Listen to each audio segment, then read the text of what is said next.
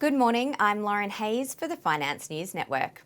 US equities finished mostly lower in Tuesday trading as traders assessed better than expected economic data and prepared for another likely rate hike from the Federal Reserve. All the major averages opened higher but turned negative after job openings in September showed a resilient labour market. The news heightened fears that the central bank may keep its aggressive stance as it fights to tame high inflation. The Dow Jones Industrial Average fell nearly 0.25%, while the S&P 500 slid 0.4% and the Nasdaq shed 0.9%. Tuesday marked the start of the Fed's November meeting, which many expect will result in a 75 basis point interest rate hike on Wednesday. Investors will monitor the central bank's statement and Fed Chair Jerome Powell's press conference for signs of a slowing tightening pace. Some losses were mitigated Tuesday as a better-than-feared earnings season continued, with a strong report from Pfizer. The stock closed up just over 3%.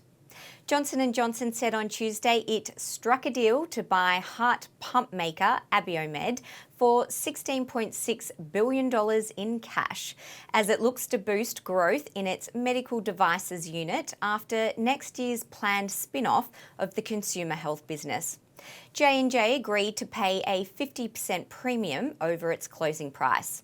Abiomed closed up nearly 50% to $378. Uber shares popped nearly 12% on a revenue beat. Companies this season have grappled with high inflation, rising rates and a strong dollar. Across the sectors, energy was the standout as oil prices rose on optimism that China, the world's second largest oil consumer, could reopen from strict COVID curbs. Profits at two of the world's largest oil producers soared as BP and Saudi Aramco reaped a windfall from historically high energy prices that have fueled inflation and stoked a global cost of living crisis. Saudi Aramco reported its second highest quarterly profits since listing its shares in 2019, generating net income of $42.4 billion in just 3 months to September, as BP's earnings more than doubled to $8 billion, putting it on course for one of the most profitable years in its history. Oil companies are increasingly in the crosshairs of governments in Europe and the US, which are exploring additional levies and possible windfall taxes to make up shortfalls in national budgets. And Chinese stocks briefly soared on hopes of an end to zero COVID policies. Shares in Chinese companies jumped nearly 7% today amid speculation on social media that Beijing was taking tentative steps to ease tough pandemic policies. On the currency front, one Australian dollar is flat compared to the US dollar yesterday, buying 63.93 US cents.